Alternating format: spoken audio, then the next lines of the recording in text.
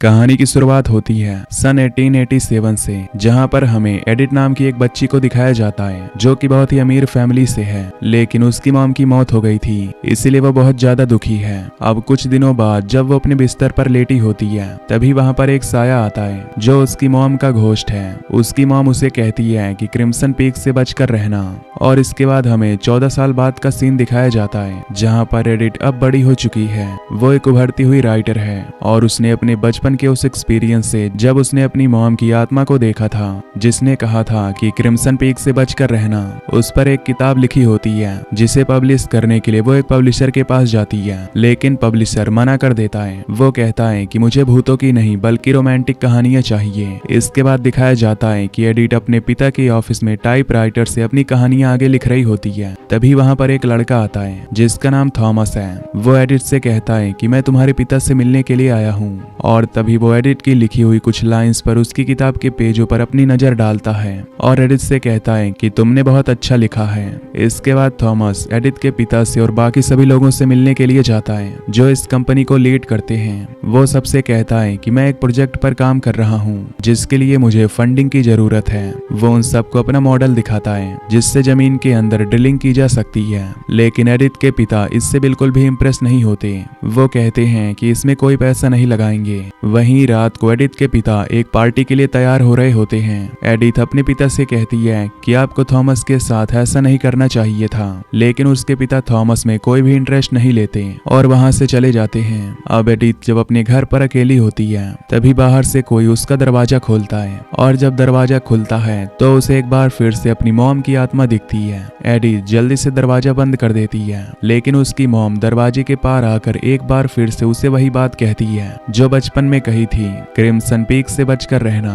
Edith बहुत ज्यादा डर जाती है और तभी उसके घर पर काम करने वाली आकर उससे बताती है कि कोई थॉमस नाम का लड़का आपसे मिलने के लिए आया है। एडिथ थॉमस से मिलने के लिए जाती है जो उसे कहता है कि हमें पार्टी में चलना चाहिए। दरअसल थॉमस उसे पसंद करता है। एडिथ थॉमस के साथ उस पार्टी में चली जाती है जहाँ पर उसके पिता भी होते हैं। यहाँ पर थॉमस की जो बहन होती है वो पियानो बजाती है, जिस पियानो की धुन में थॉमस और एडिथ एक दूसरे के साथ डांस करते हैं। उसके पिता को कहीं न कहीं थॉमस और उसकी बहन के ऊपर शक होता है, इसीलिए वो जासूस को हायर करते हैं और कहते हैं कि मुझे थॉमस और उसकी बहन की पूरी डिटेल्स चाहिए। जल्द ही जासूस उनके पास एक फाइल लाता है जिसमें थॉमस और उसकी बहन की बहुत सारी डिटेल्स होती हैं। और अब एडिथ के पिता अपने घर में एक पार्टी रखते हैं। वहीं हमें एडिथ को दिखाया जाता है जो थॉमस से मिलने के लिए जाती है, और वहाँ थॉमस की बहन भी होती है। थॉमस की बहन थॉमस से कहती है कि मुझे एडिथ बिल्कुल पसंद नहीं है।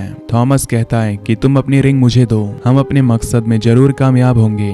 थॉमस की बहन कहती है कि ये रिंग मुझे वापस चाहिए, और अब थॉमस उस पार्टी में जाता है जो एडिथ के पिता ने रखी होती है। वहाँ पर वो अपने प्यार का इजहार करके उसे शादी के लिए कहने वाला होता है कि तभी वहाँ पर एडिथ के पिता आते हैं जो थॉमस और उसकी बहन को अपने कमरे में बुलाते हैं और बताते हैं कि मुझे तुम्हारी सारी डिटेल्स मिल चुकी है। मैं जानता हूँ कि तुम अच्छे इंसान नहीं हो, यहाँ पर तुम पैसों के लिए हो। वो उसे एक चेक देते हैं और कहते हैं कि सुबह यहाँ से निकल जाना, लेकिन जाने से पहले तुम्हें मेरी बेटी से प्यार को तोड़ना होगा, क्योंकि उन्हें पता है कि उनकी बेटी एडिथ भी उसे बहुत पसंद करती है। और जब ये सभी डिनर टेबल पर होते हैं तभी थॉमस ऐलान करता है कि कल वो हमेशा के लिए यहाँ से जा रहा है। एडिथ को ये सुनकर बहुत बुरा लगता है। वो वहाँ से चली जाती है तो वो उसे उसके पीछे जाकर कहता है कि वैसे भी तुम्हें प्यार के बारे में कुछ पता नहीं है, तुम हमेशा आत्माओं की कहानियां लिखती हो, वही लिखा करो, प्यार जैसी चीजें तुम्हारी बस की नहीं। ये सुनकर एडिथ को गुस्सा आता है। वो थॉमस को एक थप्पड़ मार देती है, जिसके बाद थॉमस वहाँ से चला जाता है। अगली सुबह एडिथ के पिता को दिखाया जाता है जो वॉशरूम में होते हैं। तभी पीछे से कोई आता है और उन्हें मार देता है। इसके बारे में एडिथ को कुछ नहीं पता होता।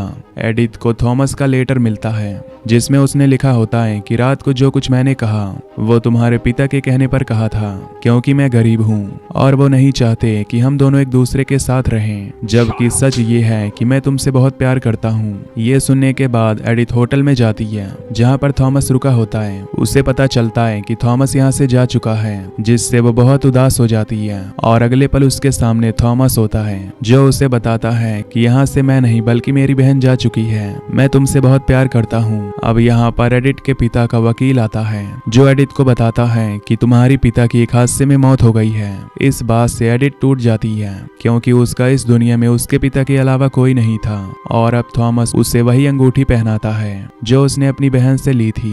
ये दोनों शादी कर लेते हैं। शादी के बाद थॉमस एडिथ को इंग्लैंड ले जाता है जहाँ से वो है। यहाँ पर वो एक बहुत पुराने महल में रहता है। यहाँ पर काम करने वाला आदमी एडिथ को देखकर कहता है कि मुझे पता है कि आप थॉमस की वाइफ हैं। आपकी शादी को बहुत वक्त हो चुका है। ये सुनकर एडिथ को बहुत अजीब लगता है और वो थॉमस से इस बारे में कुछ नहीं पूछती। और अब जब ये अंदर जाते हैं तो यहाँ पर एडिथ को एहसास होता है कि कोई न कोई है। वो देखती है कि लिफ्ट अपने आप ऊपर चली गई, जिसके बारे में थॉमस से कहती है। थॉमस कहता है कि यह सब तुम्हारा वहम है, बस एक बात याद रखना कि कभी बेसमेंट में मत जाना। यहाँ पर थॉमस की बहन भी आ जाती है जो थॉमस को देखकर खुश होती है। वहीं एडिथ जब अपने कमरे में जाती है तो हमें दिखाया जाता है कि उसके पीछे कोई घोस्ट है और जैसे एडिथ पीछे मुड़कर देखती है तो वो वहां से गायब हो जाता है। दरअसल थॉमस और उसकी बहन बहुत ज्यादा मिस्टीरियस हैं। वो जब भी एडिथ को चाय पिलाते हैं तो उसमें कुछ मिला देते हैं। वहीं एडिथ के घर पर दिखाया जाता है जहां पर एडिथ के पिता का डॉक्टर जो उनका दोस्त भी था जब उनकी चेक बुक देखता है तो उसे पता चलता है कि एडिथ के पिता ने आखिरी चेक थॉमस के नाम लिखा था, जिससे उन्हें थॉमस पर शक हो जाता है। एडिथ रात को जब सो रही होती है तो अचानक से उसकी नींद खुल जाती है। वो देखती है कि वहां पर थॉमस नहीं है। वो थॉमस को देखने के लिए जाती है जहाँ पर उसे कप बोर्ड दिखता है और जब वो उसे खोलती है तो उसमें बॉक्स होता है और तभी अचानक पीछे से जमीन के अंदर से घोस्ट निकलता है जो उसकी तरफ बढ़ने लगता है। यहाँ पर एडिथ भागकर लिफ्ट में चली जाती है। नीचे बेसमेंट में जहाँ पर उसे जाने के लिए मना किया गया था वहाँ पर पहुँच जाती है जहाँ पर उसे एक बड़ा बॉक्स मिलता है जिस पर इनोला लिखा होता है, लेकिन ये लॉक है और इसकी चाबियां थॉमस की बहन के पास एडिथ ने देखी थी। अगली सुबह एडिथ थॉमस को सब कुछ बताती है कि उसके साथ क्या क्या हुआ, लेकिन वो उसकी बातों को नजरअंदाज करने के लिए अपनी मशीन के अंदर अपना हाथ डाल देता है ताकि एडिथ उससे रात के बारे में कुछ भी न पूछे। अब जब वो उसके हाथ में बैंडेज कर रही होती है तभी थॉमस उसे बताता है कि उसकी मशीन जमीन के नीचे से लाल मिट्टी निकालती है जिसे यहाँ पर क्रिम्सन पीक कहा जाता है। क्रिम्सन पीक सुनने के बाद एडिथ पूरी तरह से हैरान हो जाती है क्योंकि उसकी मॉम की आत्मा ने उसे 2 बार पहले भी कहा था कि क्रिम्सन पीक से बचकर रहना। वो समझ जाती है कि यहाँ पर कुछ न कुछ गड़बड़ है। वहीं एडिथ के पिता के लॉयर को दिखाया जाता है जो एडिथ के पिता के डॉक्टर जो कि एडिथ के पिता का दोस्त भी था उन्हें बताता है कि एडिथ ने उसे अपनी सारी दौलत थॉमस के घर यानी कि इंग्लैंड भेजने के लिए कहा है। ये सुनकर डॉक्टर उसे कहता है कि अभी ऐसा कुछ मत करना, उसे थॉमस के ऊपर शक है। वो डॉक्टर से कहता है कि अगर तुम्हें उस पर शक है तो तुम्हें उस जासूस से मिलना चाहिए जिसे एडिथ के पिता ने थॉमस के खिलाफ फायर किया था। वहीं हमें एडिथ को दिखाया जाता है रात को जब वो सो रही होती है तभी उसे एक आत्मा का सपना आता है जिससे वो जाग जाती है। वो देखती है कि थॉमस भी उसके पास नहीं सोया होता। एडिथ को यहाँ पर एहसास होता है कि कमरे में कोई न कोई है और वो उसे कहती है कि अगर वो सच में यहाँ पर है तो उसका हाथ पकड़कर एहसास कराए। वो आत्मा उसका हाथ खींचकर उसे नीचे गिरा देती है जिसके बाद उसे वॉशरूम से आवाज आती है और जब वो वहां पर जाती है तो बाथ टब में एक आत्मा होती है जो उसे कहती है कि तुम यहाँ से चली जाओ नहीं तो वो तुम्हें भी मार देगा। तभी वहां पर थॉमस आ जाता है।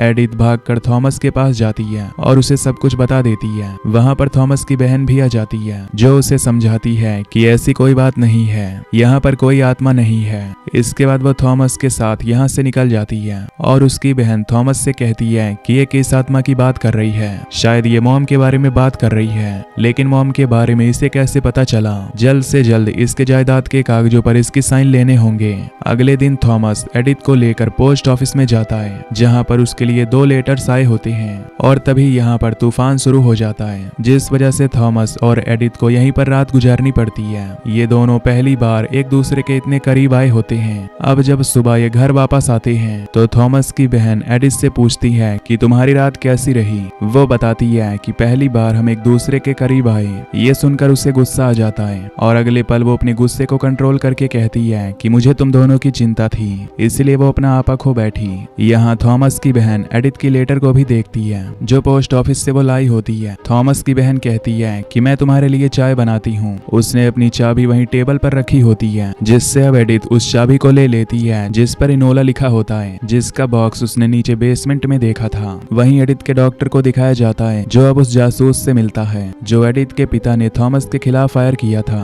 तब वो उसे फाइल देता है और बताता है कि थॉमस अच्छा इंसान नहीं है, वो पहले से शादीशुदा है और ये बात एडिथ के पिता जानते थे, इसलिए वो नहीं चाहते थे कि थॉमस और एडिथ के बीच में कोई भी रिश्ता बने। वहीं एडिथ उनमें से पहले लेटर को खोलती है जो कि उसके लॉयर का होता है, जिस पर साइन करने के बाद उसकी सारी जायदाद को इंग्लैंड भेज दिया जाएगा। पर इससे पहले कि वो साइन करती, दूसरे लेटर को भी खोलती है जो इनोला के नाम होता है और अब उसके पास इनोला वाले बॉक्स की चाबी होती है और वो उस बॉक्स को खोलती है जहां से 3 एनवलप निकलते हैं, जिन तीनों पर अलग अलग लड़कियों के और अलग अलग देशों के नाम लिखे होते हैं और ये वही देश होते हैं जिन देशों से पहले भी थॉमस ने वहां के बिजनेसमैन से पैसे मांगने के लिए डिमांड की थी। यहाँ पर एक छोटा सा कुआं भी होता है जिसके अंदर लाल रंग का लिक्विड होता है। इसके अंदर एडिथ एक स्टिक डालती है लेकिन उसे कुछ पता नहीं चलता और इसके बाद वो तीनों एनवलप्स को लेकर ऊपर आ जाती है। वहीं थॉमस की बहन को पता चल जाता है कि उसके पास जो चाबियां हैं उसमें से इनोला वाली चाबी गायब है। वो समझ जाती है कि ये एडिथ का काम है।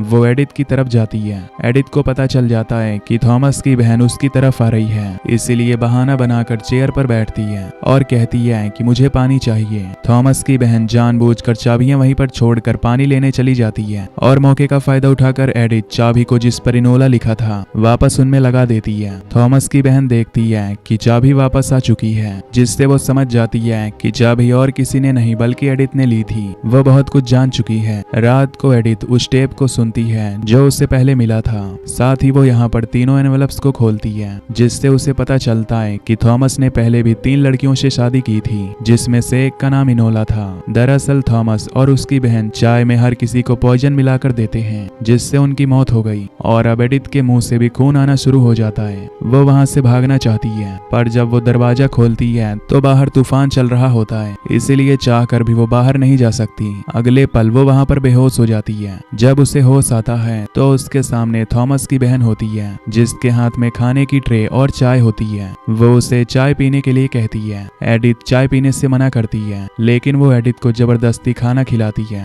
इसके बाद थॉमस भी वहाँ पर आ जाता है, जो एडिथ को कहता है कि तुम अब चाय मत पीना। ये कहने के बाद वो अपनी बहन के पास जाता है और उससे कहता है कि तुम्हें ऐसा नहीं करना चाहिए, अगर तुमने ऐसा किया तो वो मारी जाएगी। और उसकी बहन कहती है कि इस बार उसने खाने में उसे जहर दिया था और अगर वो जिंदा बच गई तो उन दोनों को फांसी की सजा हो जाएगी। और थॉमस नहीं चाहता कि एडिथ मारी जाए, क्योंकि सच में वो उससे प्यार करने लगा है। वहीं एडिथ को दिखाया जाता है जिसकी तबीयत काफी ज्यादा खराब हो चुकी है और तभी उसके सामने एक बार फिर से वही आत्मा आती है जिसे उसने पहले भी देखा था। उसके हाथ में एक बच्चा होता है। एडिथ कहती है कि मुझे पता है कि तुम इनोला हो, तुम मुझसे क्या चाहती हो। और इनोला की आत्मा एक तरफ इशारा करती है और जब एडिथ वहां जाती है तो वो देखती है कि थॉमस और उसकी बहन एक दूसरे के बहुत करीब थे। दरअसल ये सब इनके बीच में पहले से चल रहा था, इसीलिए जब थॉमस की बहन को पता चला कि एडिथ और थॉमस एक रात को पोस्ट ऑफिस में एक दूसरे के बहुत करीब आए थे तो उसे गुस्सा आ गया था। एडिथ को ये देखकर बहुत दुख होता है, क्योंकि उसे थॉमस पर विश्वास था।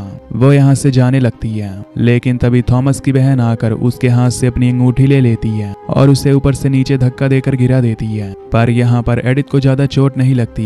जब उसे होश आता है तो उसके सामने उसके पिता का दोस्त डॉक्टर होता है। दरअसल वो इंग्लैंड आ चुका है। वो एडिथ को बताता है कि तुम्हारे पैर की हड्डी टूट चुकी है।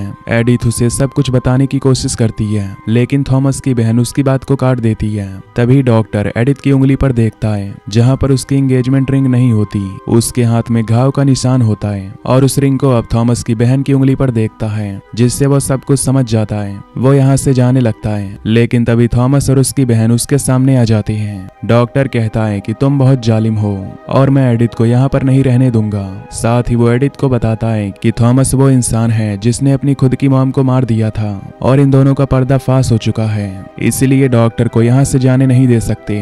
थॉमस की बहन डॉक्टर के ऊपर हमला कर देती है, जिसके बाद वो थॉमस से कहती है कि उसे मार दो और वो डॉक्टर के सर पर वार करता है, जिससे वो सिर्फ जख्मी हो जाता है और वो नीचे बेसमेंट में ले जाता है। वहाँ उसे छोड़ने के बाद अब वो एडिथ के लिए जाता है। वहीं थॉमस की बहन को दिखाया जाता है जो एडिथ को उसके जायदाद के पेपर्स पर साइन करने के लिए कहती है, जहाँ पर वो एडिथ को बताती बताती है कि मेरी मॉम को थॉमस और मेरे बीच में जो रिश्ता था उसके बारे में पता चल चुका था, इसलिए उसने अपनी मॉम को मार दिया।